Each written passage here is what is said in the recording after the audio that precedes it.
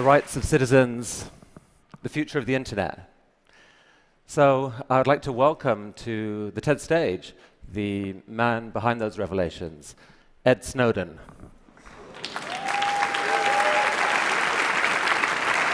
Ed is in a remote location somewhere in Russia, controlling this bot from his laptop, so he can see what the bot can see. Ed, welcome to the TED stage. What can you see, as a matter of fact? I can see everyone. This is amazing. Ed, some questions for you. You've been called many things in the last few months. You've been called a whistleblower, a traitor, a hero. What words would you describe yourself with? You know, everybody who's involved with this debate has been struggling over me and my personality and how to describe me. But when I think about it, this isn't the question that we should be struggling with. Who I am really doesn't matter at all. If I'm the worst person in the world, you can hate me and move on. What really matters here are the issues. What really matters here is the kind of government we want, the kind of internet we want, the kind of relationship between people and societies. And that's what I'm hoping the debate will move towards, and we've seen that increasing over time. If I had to describe myself, I wouldn't use words like hero, I wouldn't use patriot, and I wouldn't use traitor. I'd say I'm an American and I'm a citizen, just like everyone else. So just to give some context for those who don't know the whole story, this time a year ago, you were stationed in Hawaii, working as a consultant to the NSA. You had, as a sysadmin, you had access to their systems. And you began revealing certain classified documents to some hand-picked journalists, leading the way to June's revelations. Now, what propelled you to do this? You know, when I was sitting in Hawaii, and the years before when I was working in the intelligence community, I saw a lot of things that had disturbed me. We do a lot of good things in the intelligence community, things that need to be done and things that help everyone. But there are also things that go too far. There are things that shouldn't be done and decisions that were being made in secret without the public's awareness, without the public's consent, and without even our representatives in government having knowledge of these programs. When I really came to struggle with these issues, I thought to myself, how can I do this in the most responsible way that maximizes the public benefit while minimizing the risks? And out of all the solutions that I could come with, out of going to Congress when there was no laws, there were no legal protections for a private employee, a contractor in intelligence like myself, there was a risk that I would be buried along with the information and the public would never find out. But the First Amendment of the United States Constitution guarantees us a free press for a reason. And that's to enable an adversarial press, to challenge the government, but also to work together with the government, to have a dialogue and debate about how we can inform the public about matters of vital importance without putting our national security at risk. And by working with journalists, by giving all of my information back to the American people, rather than trusting myself to make the decisions about publication, we've had a robust debate with a deep investment by the government that I think has resulted in a benefit for everyone. And the risks that have been threatened, the risks that have been played up by the government have never materialized. We've never seen any evidence of even a single instance of specific harm. So let's because of that, I'm comfortable with the decisions that I make. So let me show the audience a couple of examples of what you revealed. If we can have a slide up, and Ed, I don't know whether you can see. The slides are here. This is a slide of the PRISM program, and maybe you could tell the audience what that was that was revealed. The best way to understand PRISM, because there's been a little bit of controversy, is to first talk about what PRISM isn't. Much of the debate in the US has been about metadata. They've said it's just metadata, it's just metadata, and they're talking about a specific legal authority called Section 215 of the Patriot Act. That allows sort of warrantless wiretapping, mass surveillance of the entire country's sort of phone records, things like that. Who you're talking to, when you're talking to them, where you travel, these are all metadata events. PRISM is about content. It's a program through which the government could compel corporate America. It could sort of deputize corporate America to do its dirty work for the NSA. And even though some of these companies did resist, even though some of them, I believe Yahoo was one of them, challenged them in court, they all lost because it was never tried by an open court. They were only tried by a secret court. And something that we've seen, something about the PRISM program that's very concerning me is there's been a talking point in the US government where they've said 15 federal judges have reviewed these programs and found them to be lawful. But what they don't tell you is those are secret judges in a secret court based on secret interpretations of law that's considered 34,000 warrant requests over 33 years, and in 33 years only rejected 11 government requests. These aren't the people that we want deciding what the role of corporate America in a free and open internet should be. Now this slide that we're showing here shows the dates in which different technology companies, internet companies, are alleged to have joined the program and where data collection began from them. Now they have denied collaborating with the NSA. How was that data collected by the NSA? Right, so the NSA's own slides refer to it as direct access. What that means to an actual NSA analyst, someone like me who is working as an intelligence analyst, targeting, Chinese cyber actors, things like that in Hawaii, is the provenance of that data is directly from their servers. It doesn't mean that there's a group of company representatives sitting in a smoky room with the NSA, palling around and making backroom deals about how they're going to give this stuff away. Now, each company handles it different ways. Some are responsible, some are somewhat less responsible. But the bottom line is when we talk about how this information is given, it's coming from the companies themselves. It's not stolen from the lines. But there's an important thing to remember here. Even though companies pushed back, even though companies demanded, hey, let's do this through a warrant process. Let's do this, where we actually have some sort of legal review, some sort of basis for handing over these users' data. We saw stories in the Washington Post last year that weren't as well reported as the PRISM story that said the NSA broke in to the data center communications between Google to itself and Yahoo to itself. So even these companies that are cooperating in at least a compelled but hopefully lawful manner with the NSA isn't satisfied with that. And because of that, we need our companies to work very hard to guarantee that they're going to represent the interests of the user and also advocate for the rights of the users. And I think over the last year, we've seen the companies that are named on the PRISM slides take great strides to do that, and I encourage them to continue. What more should they do? The biggest thing that an internet company in America can do today, right now, without consulting with lawyers to protect the rights of users worldwide, is to enable SSL or TLS, sort of encryption, web encryption on every page that you visit.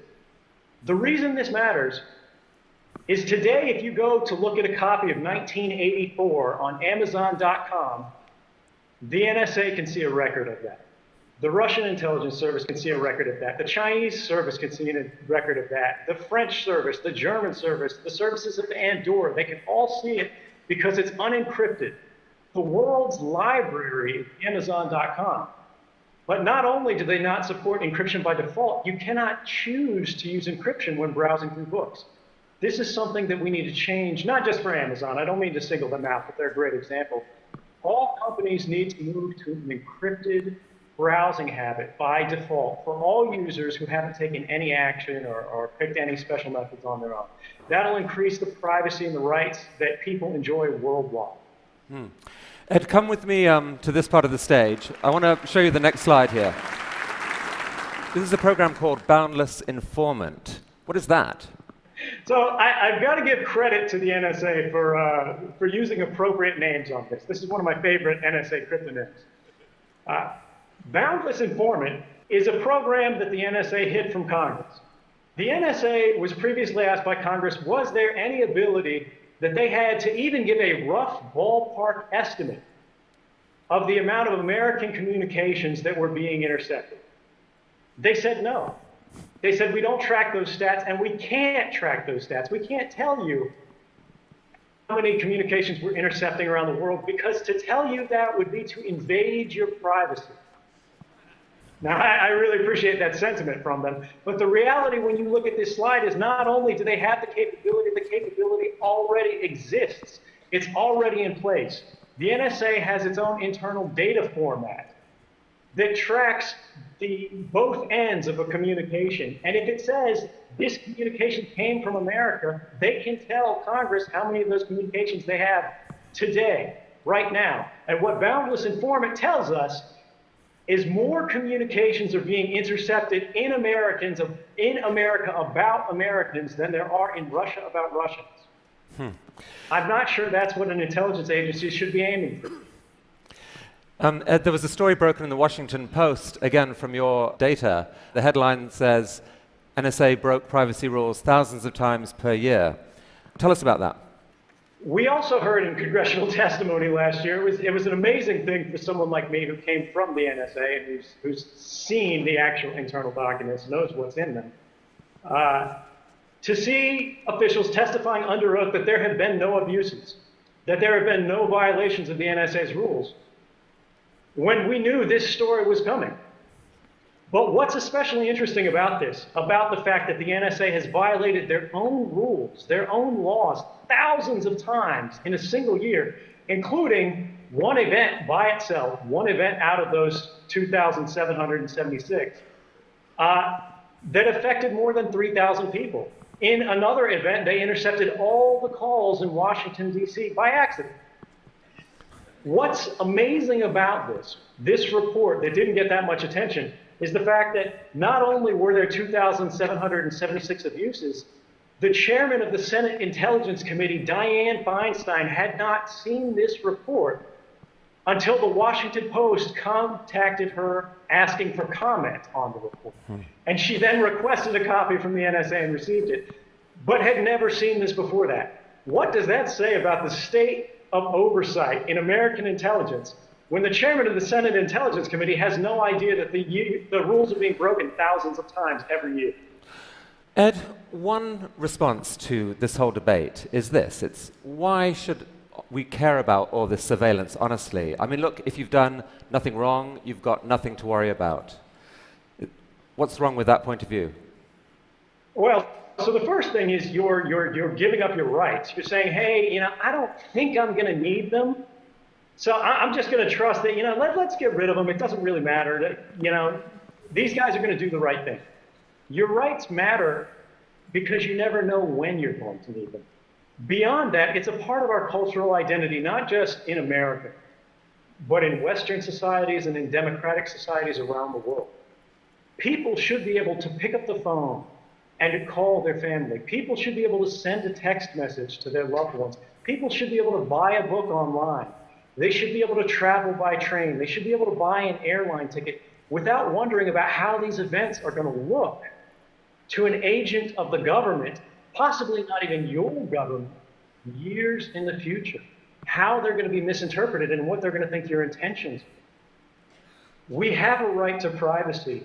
We require warrants to be based on probable cause or some kind of individualized suspicion because we recognize that trusting anybody, any government authority with the entirety of human communications in secret and without oversight is simply too great a temptation to be ignored. Some people are furious at what you've done. I heard a quote recently from Dick Cheney, who said that Julian Assange was a flea bite. Edward Snowden is the lion that bit the head off the dog. He thinks you've committed one of the worst acts of betrayal in American history. What would you say to people who think that? Dick Cheney is really something else.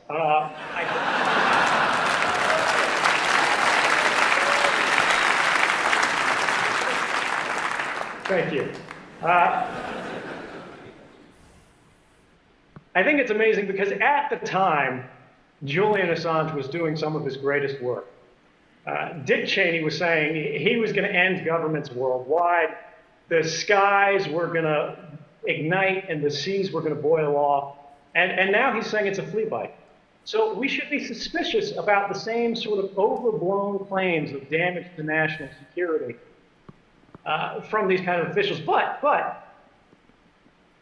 let's assume that these people really believe this. I would argue that they have kind of a narrow conception of national security. The prerogatives of people like Dick Cheney do not keep the nation safe. The public interest is not always the same as the national interest. Going to war with people who are not our enemy in places that are not a threat doesn't make us safe. And that applies whether it's in Iraq or on the internet. The internet is not the enemy. Our economy is not the enemy. American businesses, Chinese businesses, and any other world, any other company out there is a part of our society. It's a part of our interconnected world. There are ties of fraternity that bond us together. And if we destroy these bonds by undermining the standards, the security, the manner of behavior that nations and citizens all around the world expect us to abide by. But it's alleged that you've stolen 1.7 million documents. It seems only a few hundred of them have been shared with journalists so far. Are there more revelations to come? There are absolutely more revelations to come. I don't think there's any question that some of the most important reporting to be done is yet to come. Well, let me come here, because I want to ask you about this particular revelation. Come and take a look at this. I mean, this is a story which I think for a lot of the techies in this room is the single most shocking thing that they have heard in the last few months. It's about a program called Bull Run. Could you explain what that is? So Bull Run, and this is again where we've got to thank the NSA for their candor.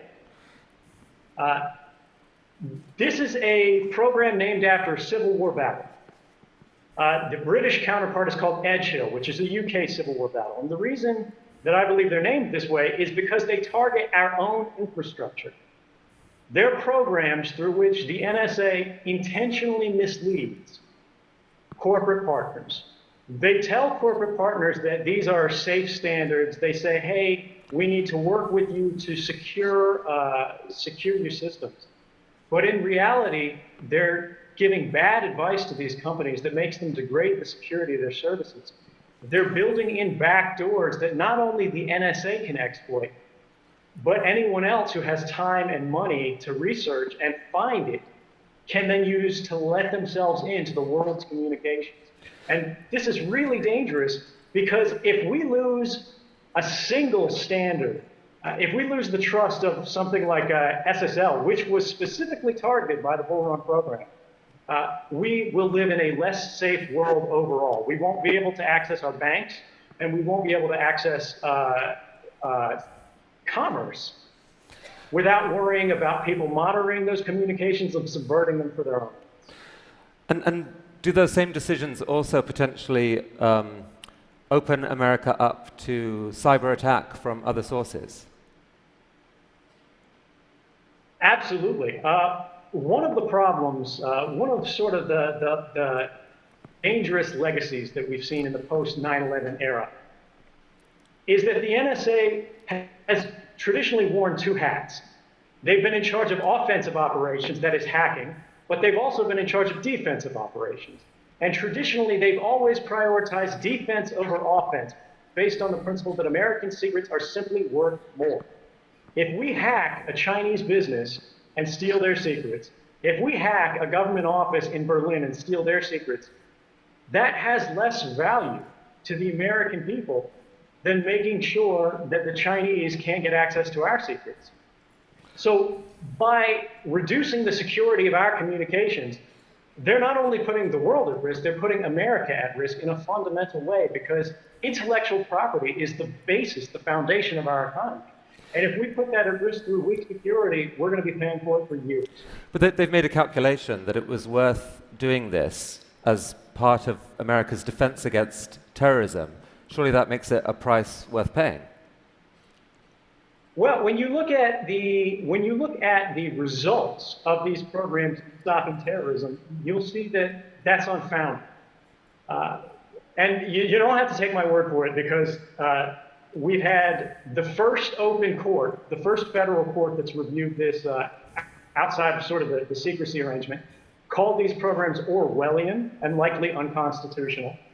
The Congress, who has access to be briefed on these things and now has the desire to be, has produced bills to reform it. And 2 independent White House panels who reviewed all of the classified evidence said these programs have never stopped a single terrorist attack that was imminent in the United States.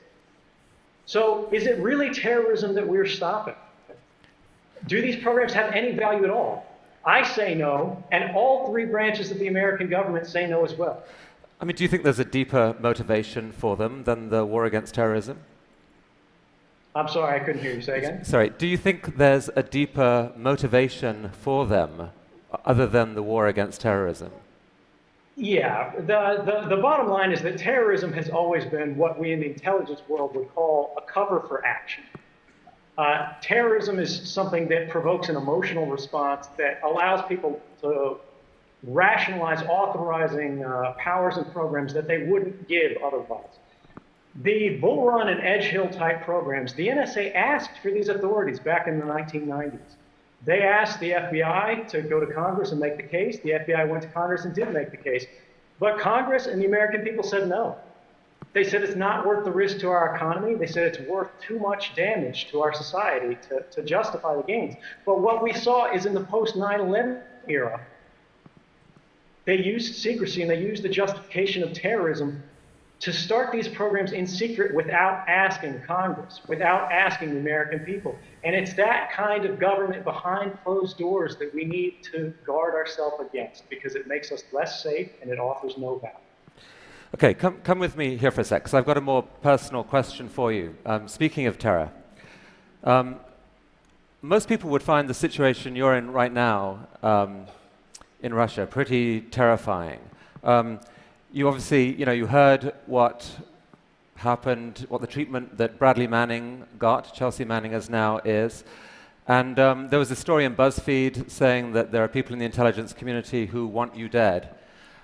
How are you coping with this? How are you coping with the fear? It's no mystery that there are governments out there that want to see me dead. I've made clear again and again and again that I go to sleep every morning thinking about what I can do for the American people.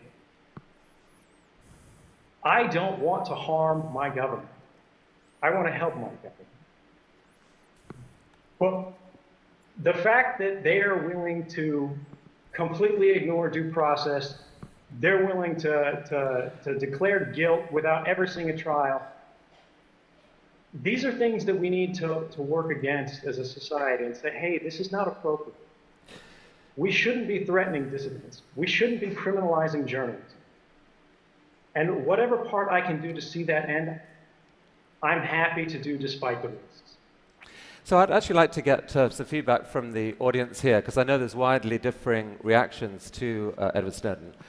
Suppose you had the following 2 choices, right? You could view what he did as fundamentally a reckless act that has endangered America, or you viewed it as fundamentally a heroic act that will work towards America and the world's long-term good. Those are the two choices I'll give you. I'm curious to see who's willing to vote with the first of those, that this was a reckless act. There are some hands going up, some hands going up. It's hard to put your hand up when the man is standing right here, but I see them. I can see you. And who goes with the second choice, the fundamentally heroic act?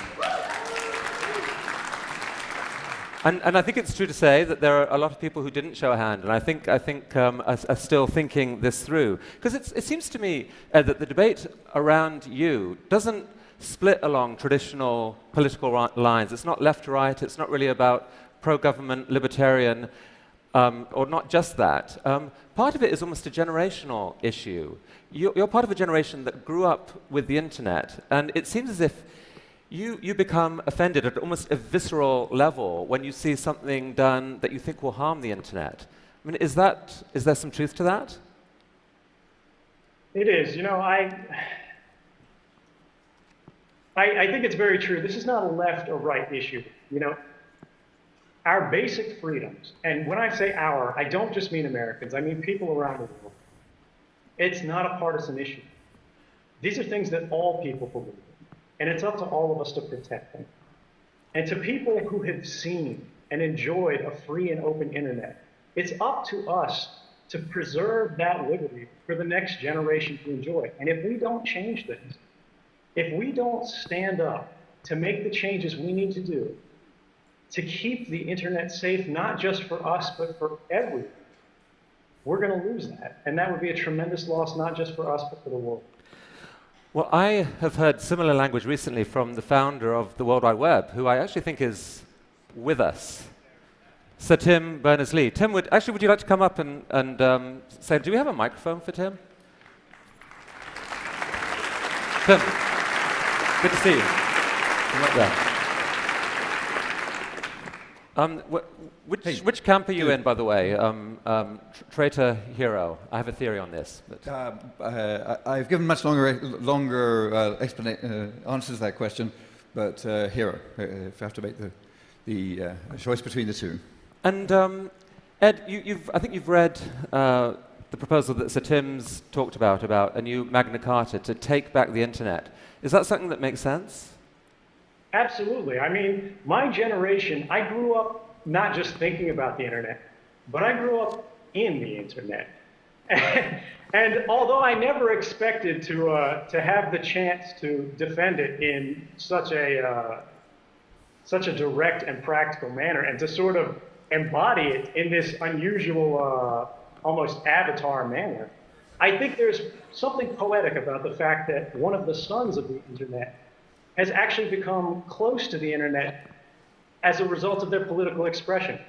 And I believe that a Magna Carta for the internet is exactly what we need. We need to encode our values, not just in writing, but in the structure of the internet.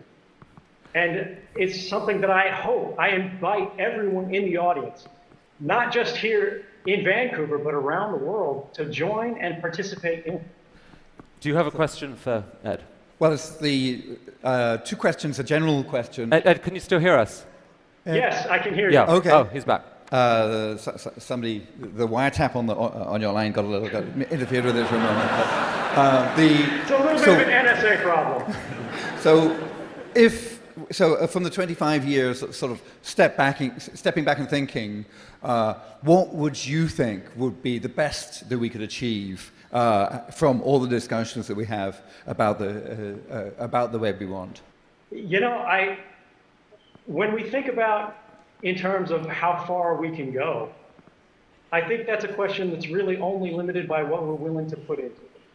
I think the internet that we've enjoyed in the past has been exactly what we as a not just a nation, but as a people around the world need. And by cooperating, by engaging not just the technical parts of society, but as you said, the users, the people around the world who contribute through the internet, through social media, who just check the weather, who rely on it every day as a part of their life, to champion that. We'll get not just the internet we've had, but a better internet, a better now. something that we can use to build a future that'll be better, not just than what we hoped for, but anything that we could have imagined. It's 30 years ago that TED was founded, 1984. A lot of the conversation since then has been along the lines that actually George Orwell got it wrong. It's not Big Brother watching us. We, through the power of the web and transparency, are now watching Big Brother. Your revelations kind of drove a stake through the heart of that rather optimistic view. But you still believe there's a way of doing something about that. And you do too. Right. So there is an argument to be made that the powers of Big Brother have increased enormously. There was a recent legal article at Yale that established something called the Bankston-Soltani principle, which is that our expectation of privacy is violated when the capabilities of government surveillance have become cheaper by an order of magnitude. And each time that occurs, we need to revisit and rebalance our privacy problem. Now, that hasn't happened since the government's surveillance powers have increased by several magnitude, and that's why we're in the problem that we're in today. But there is still hope, because the power of individuals have also been increased by technology. I am living proof that an individual can go head-to-head against the most powerful adversaries and the most powerful intelligence agencies around the world and win. And I think that's something that we need to take hope from, and we need to build on to make it accessible not just to technical experts, but to ordinary citizens around the world. Journalism is not a crime. Communication is not a crime. And we should not be monitored in our everyday activities. I'm not quite sure how you shake the hand of a bot, but I imagine it's... That'll come very soon. This is the hand right here. Nice to meet you, and I hope my beam looks as nice as my view of you guys does. Thank you. Right. Thank you, Tim.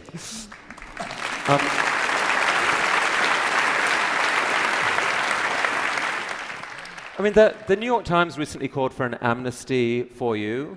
Would you welcome the chance to come back to America? Absolutely. I mean, there's really no question. The principles that have been the foundation of this project have been the public interest and the principles that underlie the journalistic establishment in the United States and around the world.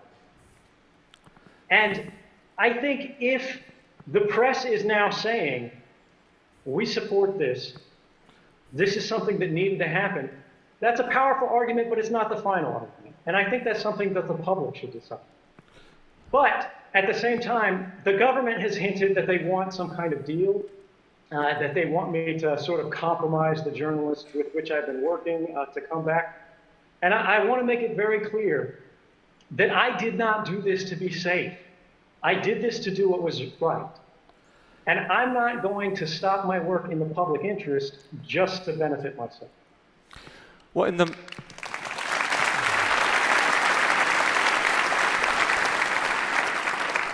the meantime, courtesy of the internet and this technology, you're here back in North America, not quite the US, Canada, in this form. I'm curious, I mean, how does that feel? Canada is different than what I expected. It's a lot warmer.